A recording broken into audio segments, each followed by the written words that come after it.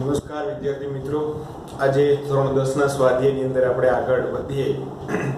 પહેલા 3 પ્રશ્નો જોયા હતા, જેમાં મોટે ભાગે આયુર્વેદના એનો વર્ગીકરણ અથવા તો નામ ઉપરથી સૂત્ર લખવાનું હતું, બંધારણીય સૂત્ર.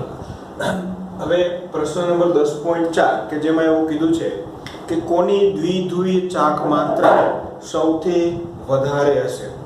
તો 3 સંયોજનો આપ્યા છે, CH2Cl2, CHCl3 અને CCl4.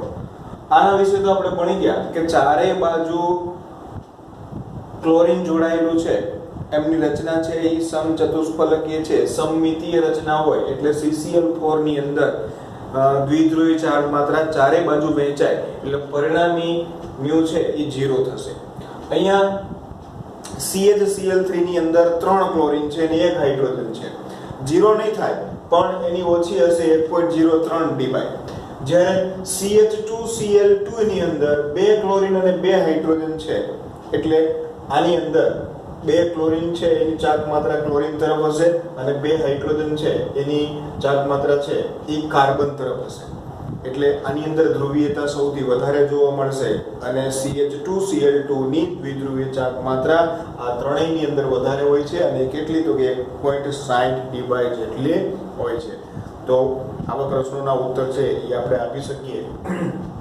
જો સમમિતીય હોય તો એની દ્વિધ્રુવીય ચાક માત્રા 0 થાય, રેખીય અણુ હોય તો એની પણ દ્વિધ્રુવીય ચાક માત્રા છે એ 0 થાય, એકબીજાને નષ્ટ કરે છે એટલા માટે. એના પછી 10.5મો પ્રશ્ન એવું કીધું છે કે C5H10 નું અણુસૂત્ર ધરાવતા એક હાઇડ્રોકાર્બન છે એની અંધારામાં ક્લોરીન સાથે પ્રક્રિયા કરતો નથી, પરંતુ તે સૂર્યપ્રકાશમાં માત્ર એક જ મોનોક્લોરો સંયોજન આપે છે. સૂર્યપ્રકાશની હાજરીમાં પ્રક્રિયા કરે છે અને માત્ર એક જ મોનોક્લોરો સંયોજન આપે છે.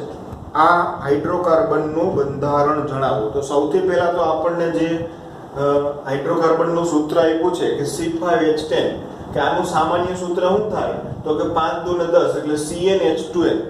આવું સામાન્ય સૂત્ર બે જગ્યાએ આપણને જોવા મળે છે. ધોરણ 11 માં પણ આપણે ભણી ગયા હતા. એક આલ્કીનમાં અને બીજું સાયક્લોઆલ્કેનની અંદર. તો આ બેમાંથી એક હોવો જોઈએ, કાં આલ્કીન હોવો જોઈએ કાં સાયક્લોઆલ્કેન હોવો જોઈએ. આલ્કીન હોય તો એ પેન્ટીન હોય અને સાયક્લોઆલ્કેન હોય તો સાયક્લોપેન્ટેન હોય. બેમાંથી કયો છે એ આપણે નક્કી કરવું છે. હવે એના વિશે આપણે વધારે વિચારીએ કે C5H10 છે ને એક જ મોનોક્લોરો આપે છે. જો આલ્કીન હોય ને તો એક કરતા વધારે ક્લોરો સંયોજનો છે એ આપે, પણ એક જ આપે છે કારણ કે સાયક્લોપેન્ટેન જો આ રીતે હોય તો સાયક્લોપેન્ટેન ની અંદર રહેલા દરેક કાર્બન ઉપર હાઇડ્રોજન છે એ સમાન છે, બરાબર, સમાન પરિસ્થિતિમાં છે. એટલે કોઈ પણ એક હાઇડ્રોજનનું વિસ્થાપન થાય એટલે મોનોક્લોરો વિસ્થાપિત આપે છે. જ્યારે આલ્કીન હોય તો એની અંદર દરેક કાર્બન ઉપર હાઇડ્રોજન છે એ સમાન પરિસ્થિતિમાં હોતા નથી, કારણ કે એમાં કોઈ પણ બે કાર્બન ઉપર વચ્ચે દ્વિબંધ હશે એટલા માટે. એટલે આ જે સંયોજન છે એ કયું હોવું જોઈએ તો કે સાયક્લોપેન્ટેન જ હોવું જોઈએ. એનું રીઝન કે સાયક્લોપેન્ટેન ની અંદર રહેલા દરેક કાર્બન ઉપરના હાઇડ્રોજન છે એ સમતુલ્ય છે અને એની તમે ક્લોરીન સાથે પ્રકાશની હાજરીમાં પ્રક્રિયા કરો, કોઈ પણ એક હાઇડ્રોજન છે એનું વિસ્થાપન છે એ થઈ અને આપણને 1 ક્લોરોસાયક્લોપેન્ટેન મળે છે અને HCl છે એ દૂર થાય છે. જ્યારે આવું આલ્કીનમાં બનતું નથી, એમાં એક કરતા વધારે આપણને સંયોજનો પણ મળી શકે. અહીં તો દરેક હાઇડ્રોજન 10 હાઇડ્રોજન સમાન છે, માટે કોઈ પણ એક હાઇડ્રોજનનું વિસ્થાપન થઈ અને આપણને એક જ મોનોક્લોરો સાયક્લોપેન્ટેન મળે છે. તો આ 10.5 ની વાત થઈ. એના પછી આપણને કીધું છે 10.6 કે C4H9Br ના સમઘટકો લખો. બરોબર, સમઘટકો લખો અને એના તમે નામ પણ આપી શકો તો વધારે સારું. 4 કાર્બન છે તો લાઈનમાં 4 કાર્બન લખો. એક Br સૌથી છેડે તો આનું નામ આપવું હોય તો 1 અને નંબરિંગ આપો 1 2 3 4. 1 બ્રોમો, 4 કાર્બન એટલે બ્યુટેન. આ બ્રોમિનને તમે બીજા સ્થાન ઉપર લઈ જાઓ એટલે 2 બ્રોમો બ્યુટેન. હવે અહીંયા લઈ જાઓ તો અહીંથી નંબર આપવા પડે એટલે 2 બ્રોમોબ્યુટેન જ થાય એટલે એ બાજુ લઈ જઈ શકીએ નહીં. તો CH3 નું સ્થાન બદલાવી 3 કાર્બનની મેઇન શૃંખલા અને એક CH3 છે એ શાખા સ્વરૂપે લ્યો 1 2 અને 3. તો આને તમે કહી શકો 1 બ્રોમો 2 મિથાઇલ 3 કાર્બન એટલે પ્રોપેન, 1 બ્રોમો 2 મિથાઇલ પ્રોપેન. એ જ રીતે આ CH3 છે અને હજી તમે અહીંયા લઈ જાઓ તૃતીયક કરો, તૃતીય ફેલાય તો 1 2 અને 3. જો અહીંયા ધ્યાન રાખવાનું 2 કાર્બનની શૃંખલા નહીં, લાંબામાં લાંબી કાર્બન શૃંખલા હેલોજન ધરાવતી 3 કાર્બનની થશે. તો આનું નામ તમારે આપવું હોય તો 2 બ્રોમો 2 મિથાઇલ 3 કાર્બન એટલે પ્રોપેન, 2 બ્રોમો 2 મિથાઇલ પ્રોપેન. આ રીતે C4H9Br ના 4 સમઘટકો થાય અને એના આપણે નામ પણ જોયા. 10.7 માં ખૂબ જ મહત્વનો ક્વેશ્ચન કીધો છે. જો આ ઓર્ગેનિકના ચેપ્ટરના સ્વાધ્યાય, લખાણ સંબંધી અને કોયડા બહુ સરસ મજાના પ્રશ્નો, કોન્સેપ્ટને લગતા પ્રશ્નો છે. જો આ બધા જ પ્રશ્નો તમે વ્યવસ્થિત સમજીને કરી લ્યો તો તમને MCQ ના ઉત્તર આપવામાં પણ સરળતા રહે અને તમારી જે આ ઓર્ગેનિકની તૈયારી છે એ એકદમ સારી થાય. 1 આયોડોબ્યુટેનની બનાવટ લખો એટલે તમને જે પ્રક્રિયકો આપ્યા છે એમાંથી 1 આયોડોબ્યુટેન બનાવવું છે. અલગ અલગ 3 પ્રક્રિયક આપ્યા છે, ત્રણેયમાંથી નિપજ તો એક જ સરખી બનાવી છે, પણ કયા રસ્તે જવું પડશે એ તમારે નક્કી કરવાનું છે. પેલી નિપજ આપી કે બ્યુટેન 1 ઓલ, આલ્કોહોલ આપેલો છે. બ્યુટેન 1 ઓલ નું સૂત્ર કેમ લખાય તો કે CH3 CH2 CH2 CH2OH. આ દૂર કરી અને તમારે ત્યાં આયોડિન લઈ આવવાનો છે. હવે આપણે આલ્કોહોલમાંથી હેલો આલ્કેનની બનાવટો જ્યારે બની ગયા ત્યારે એમાં આવી હતી લાલ ફોસ્ફરસ, ત્યારે X2, જ્યાં X2 તરીકે I2 અને Br2 બે વસ્તુ આપણે લીધી હતી. બરાબર, એટલે આયોડિન દાખલ કરવો છે એટલે લાલ ફોસ્ફરસ સાથે પ્રક્રિયા કરવાની છે I2 ની હાજરીમાં, તો તમે OH ને દૂર કરી અને ત્યાં આયોડિન છે દાખલ કરી શકો. આ નિપજ તમારી થઈ ગઈ 1 આયોડો બ્યુટેન. સમજાણી વાત? અહીંયા આ જ પ્રક્રિયા કરવી પડે કારણ કે આયોડિન દાખલ કરવો છે તો આયોડિન છે એ લાલ ફોસ્ફરસની હાજરીમાં I2 સાથે પ્રક્રિયા કરતા દાખલ થશે. બીજું આપ્યું છે 1 ક્લોરોબ્યુટેન એટલે કે અહીંયા ક્લોરીન છે ને એની જગ્યાએ આયોડિન દાખલ કરવો છે. તો આપણે ભણી ગયા હેલોજન વિનિમય પ્રક્રિયા, ફ્રિન્કલસ્ટેઇન પ્રક્રિયા, ફ્રિન્કલસ્ટેઇન કે જેમાં હેલોજનનું વિનિમય થાય છે. એસિટોનની હાજરીમાં Na સોડિયમ આયોડાઇડ સાથે પ્રક્રિયા કરતા આયોડિન છે એ ક્લોરીનનું વિસ્થાપન કરે અને તમને આયોડો 1 આયોડો બ્યુટેન છે એ મળે છે. એટલે તરત લાઈટ થવી જોઈએ કે હેલોજન વિનિમય અહીંયા કેમ ન થઈ, કારણ કે અહીં તો આલ્કોહોલ હતો, OH હતો, તો OH ને દૂર કરીને તમારે આયોડિન દાખલ કરવો હતો એટલે લાલ ફોસ્ફરસ અને I2 ની હાજરીમાં પ્રક્રિયા કરી. અહીંયા હેલોજન છે એની જગ્યાએ બીજો હેલોજન આયોડિન નાખવો છે એટલે કે જ્યારે હેલોજનનું વિસ્થાપન કરવું હોય ને આમાં આયોડિન દાખલ કરવું હોય ત્યારે ફ્રિન્કલસ્ટેઇન પ્રક્રિયા છે એ ખૂબ મહત્વની છે. એના પછી ત્રીજું બ્યુટ 1 ઇન એટલે કે ડબલ બોન્ડ છે તો ડબલ બોન્ડ ને દૂર કરી અને તમારે આયોડિન દાખલ કરવો છે. તો સીધે સીધો ડબલ બોન્ડ દૂર કરીને આયોડિન દાખલ કરી શકાય નહીં. તો આલ્કીનની તમે HBr સાથે પ્રક્રિયા કરો પેરોક્સાઇડની હાજરીમાં એટલે આ કયો નિયમ લાગુ પડે? પ્રતિ માર્કોનિકોવ. તો પ્રતિ માર્કોનિકોવનો નિયમ શું કહેતો હતો કે વધુ હાઇડ્રોજન હોય ને ત્યાં હેલોજન જોડાય એટલે આપણે અહીંયા Br દાખલ થશે અને અહીંયા હાઇડ્રોજન, તો CH ની જગ્યાએ CH2 થશે અને CH2Br ની જગ્યાએ CH2 ની જગ્યાએ CH2Br થશે. આ ડબલ બોન્ડ છે એ બ્રેક થશે, યોગશીલ પ્રક્રિયા થશે. હવે Br આવી ગયો તો હવે આના જેવું થઈ ગયું. હવે તમે ફ્રિન્કલસ્ટેઇન પ્રક્રિયા કરી શકો. Br નું વિસ્થાપન છે એ આયોડિન વડે થાય, સોડિયમ આયોડાઇડ એસિટોનની હાજરીમાં ફ્રિન્કલસ્ટેઇન પ્રક્રિયા કરો. હવે આ Br છે એ દૂર થાય અને એની જગ્યાએ આયોડિન છે એ દાખલ થઈ શકે, પણ સીધે સીધો દાખલ થઈ શકે નહીં. પહેલા તમારે પેરોક્સાઇડની હાજરીમાં પ્રતિ માર્કોનિકોવ HBr સાથે પ્રક્રિયા કરતા પહેલા કાર્બન સાથે બ્રોમિન જોડવો પડે અને ઈ બ્રોમિનનું ફ્રિન્કલસ્ટેઇન હેલોજન વિનિમય પ્રક્રિયા કરી અને આયોડિન છે દાખલ કરી શકાય. તો આવી રીતે થોડું કોન્સેપ્ચ્યુઅલ વિચારી અને આવા પ્રશ્નોના જવાબ છે એ આપવાના છે. ઈઝી છે, તમે વ્યવસ્થિત થિયરીને સમજાવશો તો આરામથી આ પ્રશ્નોના ઉત્તર છે એ આપી શકો. એના પછી 10.8મો પ્રશ્ન છે કે ઉભયદંતી કેન્દ્રાનુરાગી પ્રક્રિયક.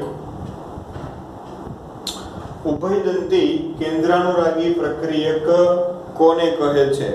તો થિયરીની અંદર ભણ્યા હતા કે એવો પ્રક્રિયક કે જેમાં ઇલેક્ટ્રોન યુગ્મનું દાન કરતા, એટલે કે કેન્દ્રાનુરાગી પ્રક્રિયક અથવા તો કેન્દ્રો પરમાણુઓ બે હોય તો એવા પ્રક્રિયકને ઉભયદંતી કેન્દ્રાનુરાગી પ્રક્રિયક કહે છે. વ્યાખ્યા કે જે પ્રક્રિયક બે કેન્દ્રાનુરાગી કેન્દ્રો એટલે કે પરમાણુઓ ધરાવે છે તેમને ઉભયદંતી કેન્દ્રાનુરાગી પ્રક્રિયક કહે છે. ટેક્સ્ટ બુકમાં પણ આપણે આ જ ઉદાહરણ જોયા હતા, સાયનાઇડ અને નાઇટ્રાઇટ. સાયનાઇડ ની અંદર કાર્બન પણ ઇલેક્ટ્રોન યુગ્મનું દાન કરી શકે અને નાઇટ્રોજન પણ ઇલેક્ટ્રોન યુગ્મનું દાન કરી શકે. જો કાર્બન કરે અને એનાથી બનતું સંયોજન RC ટ્રિપલ બોન્ડ N બને તો એને સાયનાઇડ કહેવાય. અને નાઇટ્રોજન જો R સાથે જોડાય એટલે કે આલ્કાઇલ સમૂહ સાથે જોડાય તો RN ટ્રિપલ બોન્ડ CRNC કહેવાય અને એને આઇસોસાયનાઇડ કહે છે. આ તફાવત યાદ રાખવો. RN સાથે જોડાય તો આઇસોસાયનાઇડ કહે છે અને કાર્બન જોડાય તો એને સાયનાઇડ તરીકે ઓળખવામાં આવે છે. એવું જ NO2 નું છે. NO2 ની અંદર ઓક્સિજન જોડાઈ શકે અથવા તો નાઇટ્રોજન જોડાઈ શકે. આવા બે પરમાણુઓ છે કે જે આલ્કાઇલ સમૂહ સાથે જોડાઈ શકે. જો ઓક્સિજન જોડાય તો આલ્કાઇલ નાઇટ્રાઇલ RONO તરીકે લખાય અને જો નાઇટ્રોજન જોડાય તો નાઇટ્રો આલ્કેન કહેવાય એને અને RNO2 તરીકે લખાય. બરાબર. તો ઉભયદંતી લિગેન્ડ કોને કહેવાય? કે એવો પ્રક્રિયક કે જેમાં બે પરમાણુઓ છે એ કેન્દ્રાનુરાગી હોય, કેન્દ્રો હોય છે અને તેને ઉભયદંતી કેન્દ્રાનુરાગી પ્રક્રિયકો કહે છે. ઉદાહરણ તરીકે સાયનાઇડ અને નાઇટ્રાઇટ. એના પછી 10.9 SN2 પ્રક્રિયાની ઝડપી પ્રતિક્રિયાત્મકતા કેમાં છે? આવા પ્રશ્નો પરીક્ષામાં ખાસ પૂછાય છે. જો આ 10.7 હતો ને, આ પણ ખૂબ જ IMP પ્રશ્ન હતો. 10.5 છે એ પણ IMP, 10.4 MCQ માટે પૂછાઈ શકે. આ 10.8 છે એ એવું પૂછે કે નીચેનામાંથી કયો ઉભયદંતી કેન્દ્રાનુરાગી પ્રક્રિયક છે. 10.9 ખાસ કોમ્પિટિટિવ એક્ઝામમાં આવા પ્રશ્નો પૂછાય કે નીચેનામાંથી કેમાં SN2 પ્રક્રિયાની ઝડપી પ્રતિક્રિયાત્મકતા છે. તો SN2 પ્રક્રિયા વિશે આપણે વિચારીએ તો ત્યાં એવું કહેતા હતા કે પ્રાથમિક હોય તો એ પ્રક્રિયા ઝડપથી થાય, દ્વિતીયકમાં એનાથી ઓછી થાય, તૃતીયકમાં એનાથી ઓછી થાય. બીજી વાત આપણે એવી કરી હતી કે RI એમાં સૌથી ઝડપી થાય કારણ કે I નું કદ મોટું હોય. RBR, RCL અને RF એમ ઉતરતા ક્રમમાં પ્રક્રિયાની પ્રતિક્રિયાત્મકતા છે.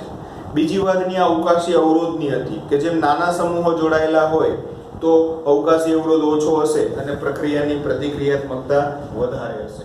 તો CH3Br અને CH3I, તો અહીંયા બંનેમાં કાર્બન સંખ્યા સમાન છે, સમૂહ પણ સમાન છે. અહીંયા Br જોડાયેલો છે અને અહીંયા જોડાયેલો છે. આનું કદ છે એ મોટું છે અને મોટા કદને લીધે CH3I ની અંદર એની પ્રતિક્રિયાત્મકતા SN2 પ્રક્રિયામાં ઝડપી હશે.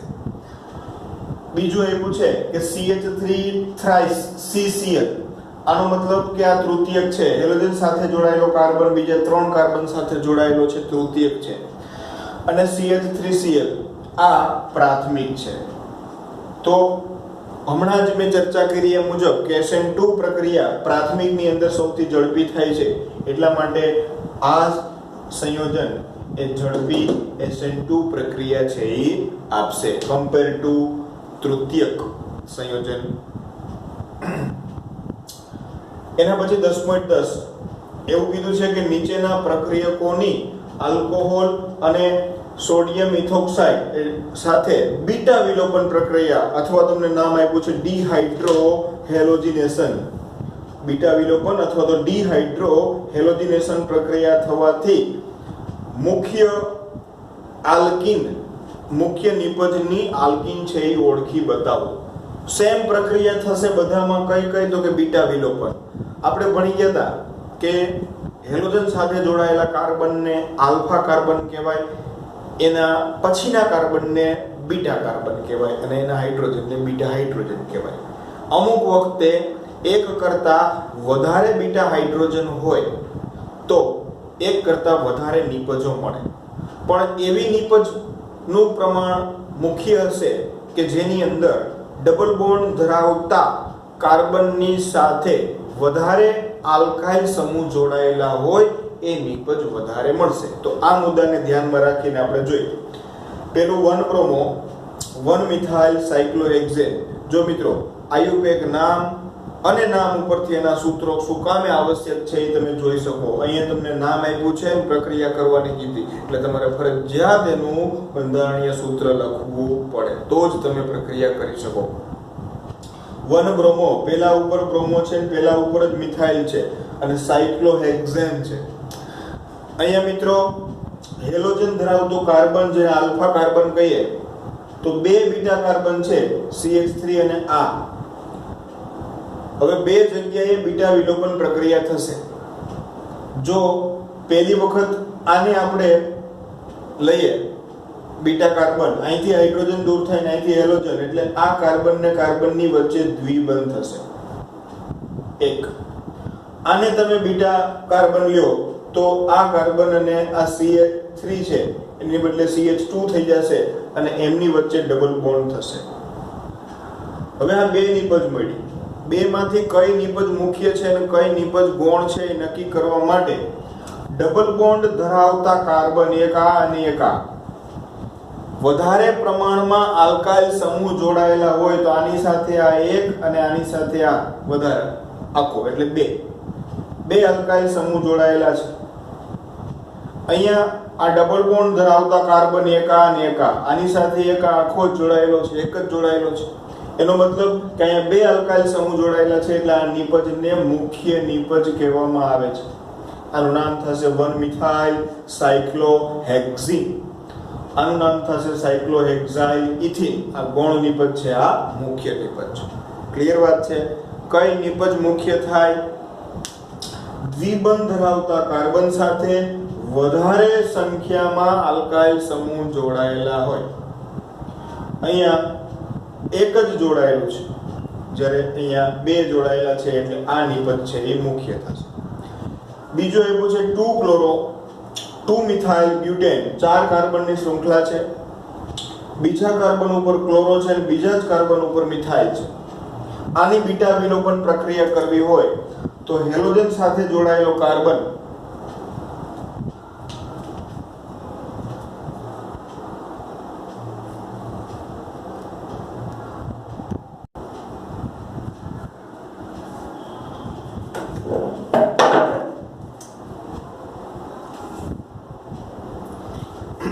હેલોજન સાથે જોડાયેલો કાર્બન આલ્ફા કાર્બન કહીએ એની બાજુના બે કાર્બન એટલે બીટા કાર્બન બે. તો હવે બંને જગ્યાએ શક્યતા છે કે અહીંથી પણ બીટા હાઇડ્રોજન દૂર થઈ શકે, અહીંથી પણ બીટા હાઇડ્રોજન દૂર થઈ શકે. બંને આપણે કરીએ.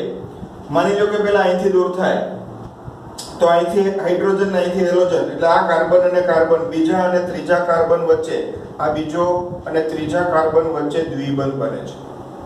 અને જો અહીંયા થી હાઇડ્રોજન દૂર થાય તો પહેલા અને બીજા કાર્બન વચ્ચે દ્વિબંધ બને છે. ઓકે, હવે મિત્રો જોજો આ નિપજની અંદર દ્વિબંધ ધરાવતો કાર્બન એની સાથે 1 2 અને 3 આલ્કાઇલ સમૂહ જોડાયેલા છે. મારી વાત સમજજો. દ્વિબંધ ધરાવતા કાર્બન સાથે 1 2 અને 3 આલ્કાઇલ સમૂહ જોડાયેલા છે. અહીંયા વાત કરીએ તો દ્વિબંધ ધરાવતો કાર્બન જેની સાથે 1 અને 2 આલ્કાઇલ સમૂહ જોડાયેલા છે. એનો મતલબ કે વધારે આલ્કાઇલ સમૂહ આમાં છે એટલે એ નિપજ છે એ આપણી મુખ્ય નિપજ થશે. ક્લિયર વાત છે? એકદમ સિમ્પલ છે. જેત્સેવના નિયમ મુજબ. એના પછી ત્રીજો એવું છે કે 223 ટ્રાઇમિથાઇલ 3 બ્રોમોપેન્ટેન. એનો મતલબ કે 5 કાર્બન છે. બીજો અને ત્રીજા ઉપર મિથાઇલ છે. બીજો અને ત્રીજા ઉપર મિથાઇલ છે. ત્રીજા ઉપર બ્રોમિન છે. જ્યાં બ્રોમિન છે ઈ કાર્બનને આપણે આલ્ફા કાર્બન કહીએ, એની આજુબાજુના બે કાર્બન, આ બીટા કાર્બન, ઉપરનો બીટા કાર્બન અને આ બીટા કાર્બન, 3 બીટા કાર્બન થયા મિત્રો. હવે હાઇડ્રોજન ધરાવતો બીટા કાર્બન હોય ને એ આપણા માટે કામનો છે, પણ હાઇડ્રોજન વગરનો બીટા કાર્બન છે આપણા માટે કામનો નથી. એટલે જે આ કાર્બન છે ને એ આપણા માટે કામનો નથી, કારણ કે એની પાસે એક હાઇડ્રોજન જ નથી.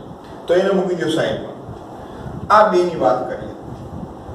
પહેલા જો અહીંથી હાઇડ્રોજન દૂર થશે અને અહીંથી હેલોજન, એટલે ત્રીજા અને ચોથા કાર્બન વચ્ચે આ રીતે ત્રીજા અને ચોથા કાર્બન વચ્ચે દ્વિબંધ રચાશે. જો અહીંથી હાઇડ્રોજન દૂર થશે તો આ જે ત્રીજા અને ઉપરના કાર્બન વચ્ચે દ્વિબંધ રચાશે. અહીંયા લખ્યું છે. ઓકે, તો આની અને આની વચ્ચે દ્વિબંધ રચાશે. હવે આપણે જોઈએ છીએ કે દ્વિબંધ ધરાવતા જે કાર્બન છે એની સાથે જોડાયેલા આલ્કાઇલ સમૂહની વાત કરીએ તો અહીંયા એક, આ આખો 2 અને આ 3 આલ્કાઇલ સમૂહ. જ્યારે અહીંયા વાત કરીએ તો આની સાથે તો એકેય નથી જોડાયેલા, પણ આની સાથે આ 1 અને આ 2 આલ્કાઇલ સમૂહ છે એ જોડાયેલા છે. તો અહીંયા 2 છે ને આ 3 છે, એટલે આ નિપજ છે એ મુખ્ય નિપજ અને બીજી નિપજ છે એ ગૌણ નિપજ થશે. તો આ રીતે તમે બીટા વિલોપન પ્રક્રિયાની અંદર કઈ મુખ્ય નિપજ મળે છે અને કઈ ગૌણ નિપજ મળે છે એના વિશેની ચર્ચા છે એ કરી શકો. આવા પ્રશ્નો પણ ખાસ પરીક્ષાની અંદર હોઈ શકે છે. બરાબર.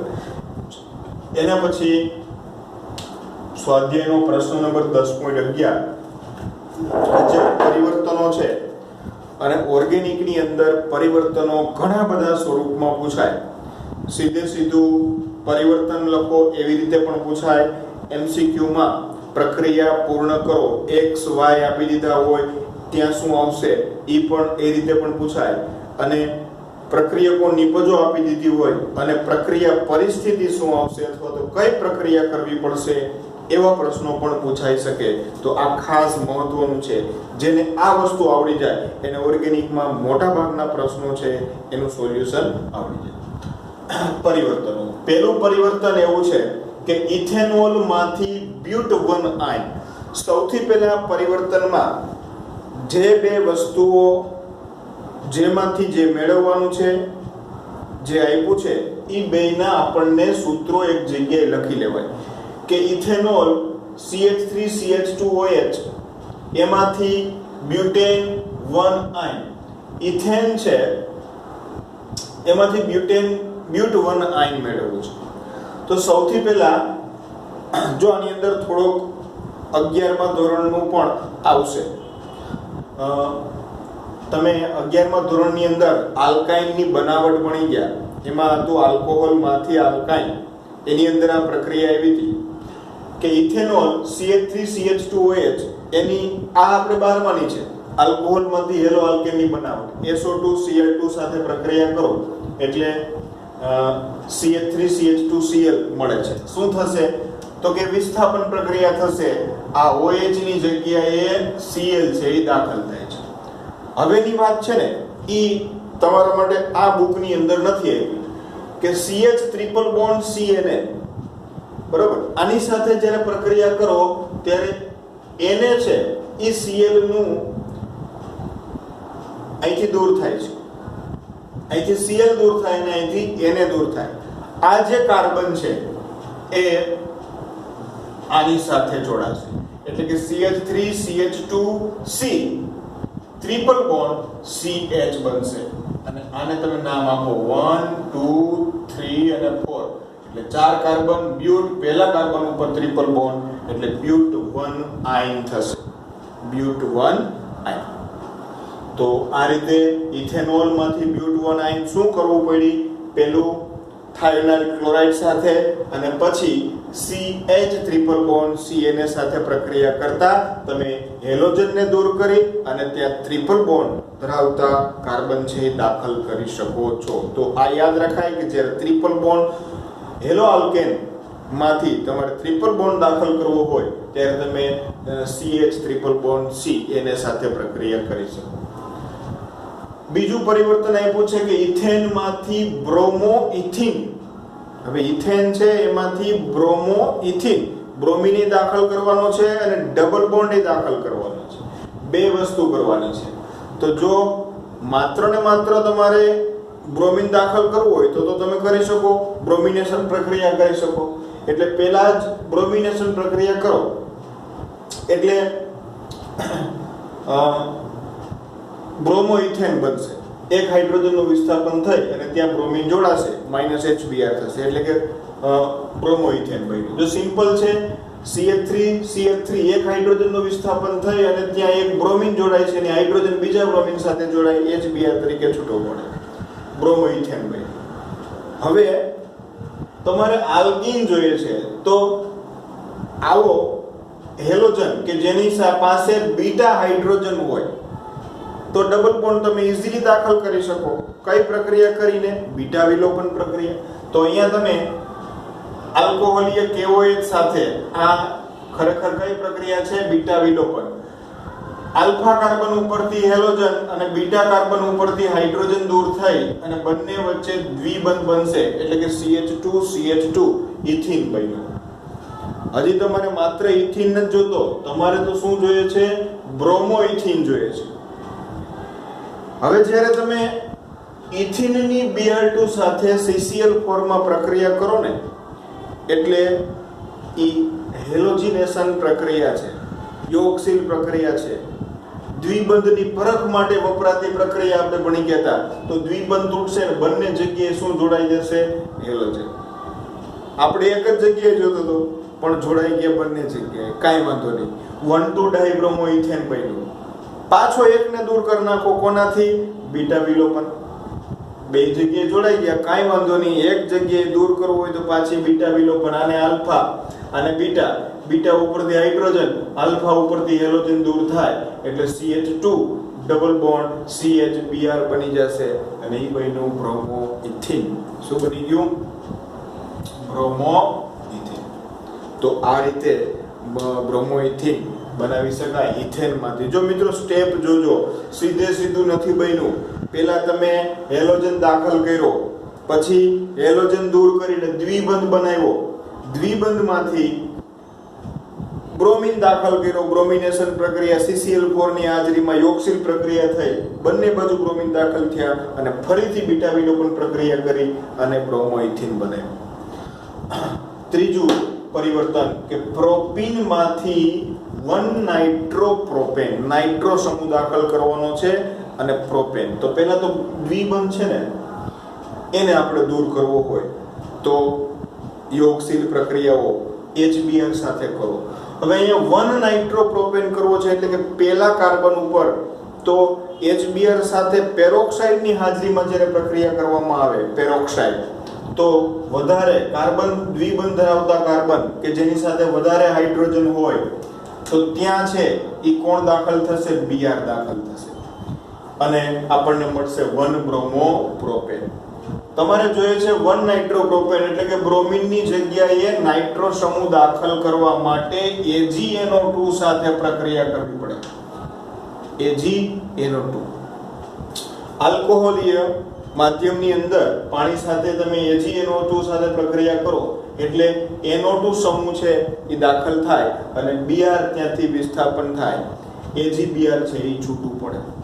તો આ રીતે તમે 1 નાઇટ્રોપ્રોપેન છે એ દાખલ મેળવી શકો છો. શું કર્યું? પહેલા પ્રતિમાર્કોનિકોનો નિયમ લગાડ્યો, બ્રોમિન દાખલ કર્યો અને પછી AgNO2 સાથે પ્રક્રિયા કરતા બ્રોમિનનું વિસ્થાપન NO2 વડે થયું અને 1 નાઇટ્રોપ્રોપેન છે એ મેળવી શક્યા. અહીંયા નાઇટ્રો સમૂહ છે એ દાખલ થવાની જગ્યાએ. ઓકે, એના પછીની વાત છે ટોલ્યુઇન. જો અમુક પ્રશ્નો છે એ થિયરીમાંથી બોર્ડ એક્ઝામ માટે કાઢેલા છે પણ હું આમાં બધાય કરાવું છું. એનું રીઝન એવું છે કે કોમ્પિટિટિવ એક્ઝામમાં જ્યારે MCQ પૂછાય ત્યારે એકને રિલેટેડ બીજા ટોપિક સાથે હોય તો એનો પણ આન્સર આપણે આપી શકીએ એટલા માટે ધ્યાન રાખે કે ભાઈ જે કાઢી નાખ્યું છે એને લગતા MCQ ન પૂછાય, પણ મેં કીધું એમ કે ભાઈ અમુક તો 11મા ધોરણનું આવે છે, બરોબર, એનો કોન્સેપ્ટ પણ આની અંદર આવે. એટલે ઓર્ગેનિક એવું છે જે એકબીજા પાર્ટ છે એકબીજા સાથે રિલેટેડ હોય છે. ટોલ્યુઇન માંથી તમારે જોઈએ છે બેન્ઝાઇલ આલ્કોહોલ. તો બેન્ઝાઇલ આલ્કોહોલ નું સૂત્ર યાદ રાખવાનું, બેન્ઝીન ઉપર CH2OH અને ટોલ્યુઇન એટલે બેન્ઝીન ઉપર CH3. કરવું શું છે તો કે અહીંયા આપણે OH સમૂહ દાખલ કરવો છે. તો સીધો OH સમૂહ દાખલ ન થાય. આપણને આવડે છે કે હેલોજન હોય ને તો એને દૂર કરી અને એમાંથી OH વિસ્થાપન પ્રક્રિયા દ્વારા કરી શકીએ આપણે. ખરેખર વિસ્થાપન પ્રક્રિયામાં મુશ્કેલ હોય, પણ તમે પહેલા ક્લોરિનેશન કરો, સૂર્યપ્રકાશની હાજરીમાં 383 કેલ્વિન તાપમાને પ્રક્રિયા કરતા એક હાઇડ્રોજનનું વિસ્થાપન થઈ અને ક્લોરીન દાખલ થાય છે. એટલે CH3 હતું એની બદલે CH2Cl બન્યું, જેને નામ અપાય benzyl chloride. CH2Cl benzyl chloride. હવે જ્યારે તમે એની જલીય KOH સાથે પ્રક્રિયા કરો, જો મિત્રો આલ્કોહોલીય KOH હોય એટલે બીટા વિલોપન અને જલીય KOH હોય એટલે વિસ્થાપન પ્રક્રિયા, એસાઇન પ્રક્રિયા. તો અહીંથી ક્લોરીનનું વિસ્થાપન થાય અને OH સમૂહ છે એ દાખલ થાય છે, એટલે બનશે CH2OH, જેને કહેવાય બેન્ઝાઇલ આલ્કોહોલ. આ બન્યું તમારું બેન્ઝાઇલ આલ્કોહોલ. બહુ મહત્વનું પરિવર્તન છે આ પણ, ટોલ્યુઇનમાંથી બેન્ઝાઇલ આલ્કોહોલ. એના પછીનું પાંચમું પરિવર્તન આવ્યું છે કે પ્રોપીન માંથી પ્રોપાઇન, ડબલ બોન્ડ માંથી ટ્રિપલ બોન્ડ માં જવું છે. તો અહીંયા પણ ધોરણ 11 નો કોન્સેપ્ટ લગાડવો પડશે. ત્યાં પણ આપણે ભણી ગયા હતા કે આલ્કીન માંથી આલ્કાઇન ની બનાવટ, તો પહેલા બીટા વિલોપન પ્રક્રિયા કરવી પડશે અને પછી કરવી પડશે સોડામાઇડ સાથેની પ્રક્રિયા. તો સૌથી પહેલા પ્રોપીન છે ને, એ પ્રોપીન ની તમે Br2CCl4 સાથે પ્રક્રિયા કરો એટલે દ્વિબંધ તૂટે, બંને જગ્યાએ Br જોડાય એટલે 1,2-ડાયબ્રોમો પ્રોપેન બન્યું. હવે આ 1,2-ડાયબ્રોમો પ્રોપેન ની જો બીટા વિલોપન પ્રક્રિયા કરવામાં આવે ત્યારે આને આલ્ફા કાર્બન કયો અને બીટા કાર્બન કયો. એટલે આલ્ફા કાર્બન ઉપરથી હેલોજન ને બીટા કાર્બન ઉપરથી હાઇડ્રોજન દૂર થાય. આ રીતે આને આલ્ફા અને આને બીટા કહેશું. બરાબર, આલ્ફા અને બીટા. આલ્ફા ઉપરથી હેલોજન દૂર થયો અને બીટા ઉપરથી હાઇડ્રોજન. તો અહીંયા કાર્બન અને કાર્બન વચ્ચે દ્વિબંધ બને છે અને બનશે 1-બ્રોમોપ્રોપીન.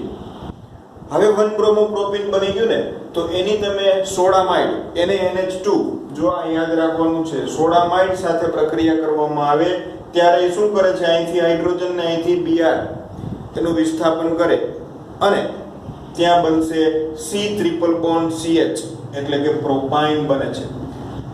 એને છે એ Br સાથે જોડાય, એને Br બનાવે અને NH2 છે એ હાઇડ્રોજન સાથે જોડાય અને NH3 સ્વરૂપે છૂટો પડે છે. એટલે એમાં જે મળતી બે સાઈડ નીપજ એને Br અને NH3 છે એ છૂટું પડે છે. એક વસ્તુ આ પણ યાદ રાખજો કે જ્યારે હેલો આલ્કીન માંથી તમારે જ્યારે ટ્રિપલ બોન્ડ જોતો હોય તો સોડામાઇડ સાથે પ્રક્રિયા કરવી પડે. હેલો આલ્કીન માંથી. પણ હેલો આલ્કેન માંથી સીધો ટ્રિપલ બોન્ડ જોતો હોય તો તમારે HC ટ્રિપલ બોન્ડ CN સાથે પ્રક્રિયા કરવી પડે. તો આ 5 પરિવર્તનો જોયા. બાકીના જે બીજા પરિવર્તનો છે આપણે નેક્સ્ટ લેક્ચરની અંદર જોશું. આ બધી જ વસ્તુઓ જે છે એ વ્યવસ્થિત લખી અને તૈયાર કરશો તો જ તમારા મગજમાં ઉતરશે.